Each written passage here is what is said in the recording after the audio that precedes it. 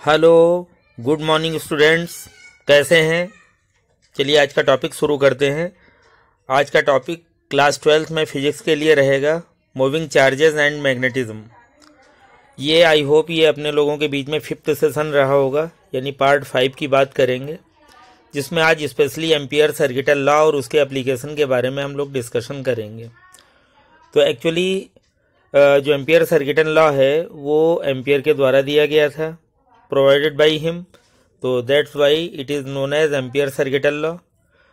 और दूसरी बात ये हमें आपको ध्यान रखना है कि इस लॉ का जो है ये रोल वही है मैग्नेटिज्म में जो रोल जो है वो गॉस थ्योरम का इलेक्ट्रोस्टैटिक्स में है। यानी इलेक्ट्रोस्टैटिक्स में गॉस थ्योरम जो अपना रोल प्ले करती है, हम कह सकते हैं कि वही रोल उसी तरीके से इम्पोर्टेंसी जो है वो एम्पियर सर्किटल लॉ की जो है वो मैग्नेटिज्म में पाई जाती है। आप ज़रा इसके स्टेटमेंट की बात कर लें, और हाँ ये आप ध्यान रख लें कि वहाँ पे कोई चार्ज को इनक्लोज करती थी, एक ऐसी सरफेस कंसीडर करते थे that is known as Gaussian surface, ठीक है। और यहाँ पे हम कहेंगे कि कोई नेट करंट को कोई करंट लूप को कंसीडर करना पड़ेगा जो कि एम्पीरियन लूप जैसा कहलाएगा, ठीक है। और थोड़ा एनालॉग भी अगर उसका इसका देखें तो वहाँ पे हम लोगों ने देखा था E dot D s, E electric field का था, डी एस वही एरिया से रिलेटेड था, तो E dot D S is equal to Q upon epsilon naught हो गया था। क्यू चार्ज था, एप्सिलॉन नॉट वहाँ का जो पैरामीटर चलता है कांस्टेंट परमिटिविटी जो है वो फ्री स्पेस की एप्सिलॉन नॉट से लिखी जाती थी, वो थी। तो उस हिसाब से अगर हम लोग देखें तो वहाँ पे हम लोग लिखते थे E dot D S is equal to Q upon epsilon naught. E dot D s से पहले इंटीग्रल साइन लगाते थे, क्लोज सरफेस के लिए इंटीग्रल पे सर्कल दे देते थे। अब वही काम यहाँ पे क्या करेंगे, ई इलेक्ट्रिक फील्ड की जगह बी ले लेगी, यानी बी डॉट डी एल हो जाएगा यहाँ पे, और is equal to mu naught I लिखा जाएगा। यानी यही इसका स्टेटमेंट से अभी निकल के आएगा, mu dot D l sorry B dot D l is equal to mu naught I. तो अब देखते हैं statement. It states that the line integral of magnetic field B over a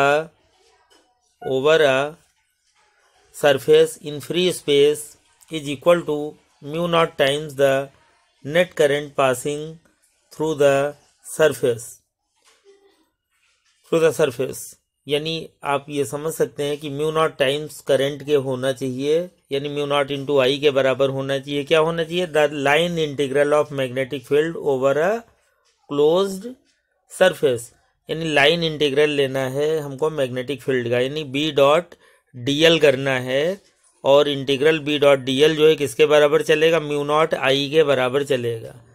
अब इसी स्टेटमेंट को डेरिवेशन में भी लेके हम लोग चलेंगे, यानी इसका प्रूफ भी देखेंगे। हम एज्यूम कर लेंगे let we have a straight conductor carrying a current I, यानी हम एक स्ट्रेट वायर कंसिडर कर लें जिसमें आई करंट पास हो रही है, और इस वायर की वजह से जब इसमें करंट पास हो रही तो सराउंडिंग में जो है मैग्नेटिक फील्ड प्रोड्यूस हो जाएगी। तो हम ये कह सकते हैं due to this conductor the magnetic field at distance r can be given by. आप समझ रहे हैं ना कि जैसे ऑर्स्टेड एक्सपेरिमेंट के थ्रू हम लोग देख चुके हैं कि करंट अगर कहीं किसी कंडक्टर में कैरी हो रही तो उसके आसपास में जो है मैग्नेटिक इफेक्ट क्रिएट हो जाते हैं। तो ऐसे स्ट्रेट वायर में जब करंट पास हो रही है तो इसके अराउंड में जो है वो क्या हो जाएगा? मैग्नेटिक फील्ड डेवलप हो जाएगी। तो अगर मैग्नेटिक फील्ड किसी पॉइंट आर पे हम देखना चाहते हैं, जो आर दूरी पे पॉइंट कोई अगर हमने ले लिया है, अगर उस पॉइंट पे मैग्नेटिक फील्ड देखना चाहते हैं तो उसके लिए हम उस फार्मूले पे आ जाएं जो फार्मूला अपने लोगों के बीच ये अप्लीकेबल था, यानी ये ऐसे इस तरीके से फार्मूले पे हम लोग आ जाएं। देखें वो क्या देते थे, B इज इक्वल टू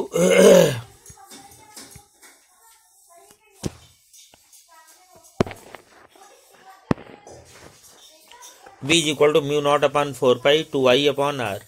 ये उससे रिलेटेड फार्मूला था, ठीक है। किसी स्ट्रेट करंट कैरिंग कंडक्टर की वजह से किसी पॉइंट आर पे, यानी डिस्टेंस आर दूरी पे अगर कोई पॉइंट है तो mu naught upon 4 pi 2 I upon are.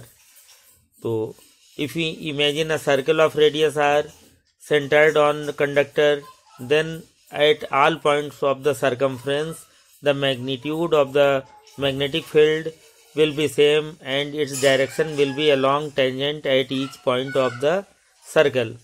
So the line integral b over the circle या फिर closed path is given as integral b dot dl is equal to b dot dl को अगर open करें, जैसे a dot b को लिखते हैं हम लोग, तो a dot b को क्या लिखते हैं, ए बी कॉस थीटा, ऐसे b डॉट डी एल को लिखेंगे b d l cos theta. But theta यहाँ पे 0 डिग्री होगा, क्यों होगा उसको अभी हम आपको फिगर में समझाए दे रहे हैं, जरा देखें। ये स्ट्रेट करंट कैरिंग कंडक्टर हुआ जिसमें आई करंट पास हो रही है। ओवर टू दैट कंडक्टर हमने इसके अराउंड में क्या कर लिया, एक एम्पीरियन लूप कंसिडर कर लिया डॉटेड लाइन से, जैसा कि आप देख पा रहे हैं वो डॉटेड लाइन से हमने एम्पीरियन लूप कंसिडर कर लिया है, ठीक है। और इस एम्पीरियन लूप पे हम क्या कह सकते हैं कि P दूरी पे, सॉरी वो R दूरी पे कोई पॉइंट P ले लिया जिस पे हमको मैग्नेटिक फील्ड की निकालनी है वैल्यू, ठीक है। तो मैग्नेटिक फील्ड के अलॉन्ग में वही लेंथ एलिमेंट DL हमने कंसीडर कर लिया। अब अगर इस वायर के तो ये जो एम्पियर लूप जो हमने कंसीडर कर रखा है, इसके किसी भी पॉइंट पर मैग्नेटिक फील्ड की अगर डायरेक्शन हमको देनी है तो एक टच करती हुई लाइन टेंजेंट खींचनी पड़ रही है।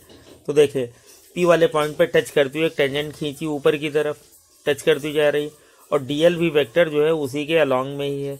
तो चूंकि डायरेक्शन लेंथ एलिमेंट DL की और मैग्नेटिक फील्ड B की एक ही अलॉन्ग में है, यानी उनके बीच डायरेक्शन एक ही साइड की है, तो थीटा उनके बीच में 0 पड़ेगा और cos 0 होता है 1।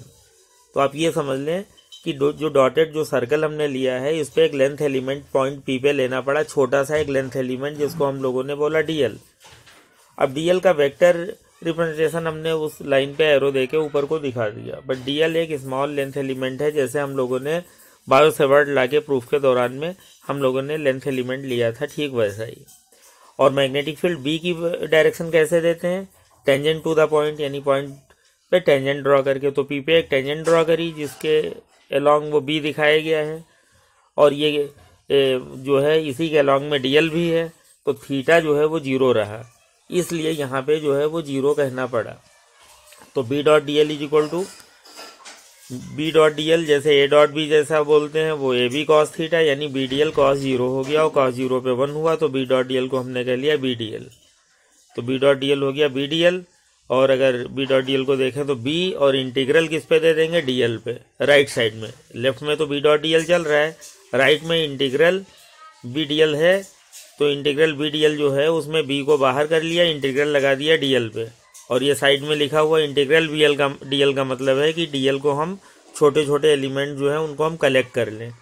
इंटीग्रल DL ना लगा के हम सिग्मा DL भी लिख सकते थे। सिग्मा जो समेशन का साइन अप्लाई करते हैं वो sigma, that is taking total there, यानी छोटे छोटे हिस्सों का हम टोटल ले रहे हैं। तो देखें सर्कल पे अगर छोटे छोटे हिस्से अगर हमने कंसीडर कर रखे हैं और अगर हम उनका टोटल ले लें तो पूरा सरकमफ्रेंस मिल जाएगा, और सरकमफ्रेंस होता है 2 पाई r, यानी रेडियस पे डिपेंड करते हुए 2 पाई r।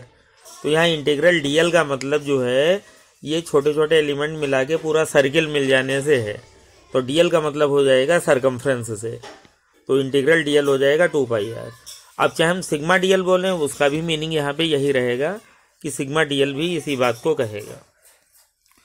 तो अब जो है तो हमारे पास क्या आ गया है, लेफ्ट में तो वही चलेगा integral B dot D L, और राइट साइड में क्या हो जाएगा, म्यू नॉट अपॉन 4 पाई, B की वैल्यू डाल दी, म्यू नॉट अपॉन 4 पाई 2i अपॉन r, ये तो B की वैल्यू है, और ब्रैकेट में रहेगा 2 पाई r। अब आसानी से देख सकते हैं 2 पाई वगैरह कैंसिल कर दें, 2 क्या 4 पाई ऊपर मिल जाएगा, 4 पाई नीचे मिल जाएगा, और कैंसिल हो गया, हमारे पास सिर्फ रह जाएगा म्यू नॉट आई, r भी कैंसिल हो जाएगा। तो integral B dot D l is equal to mu naught I. Ampere circuital law का यही स्टेटमेंट भी था कि लाइन इंटीग्रल किसी मैग्नेटिक फील्ड का क्लोज सरफेस के अराउंड अगर देखा जाए, यानी जिसको कहेंगे integral B dot D l, इतनी लैंग्वेज को क्या बोलेंगे, integral B dot D l, तो it is equal to mu naught time the current enclosed by that circuit, यानी वो किसके इक्वल पड़ा था line integral, mu naught time the current, तो म्यू नॉट इंटू आई।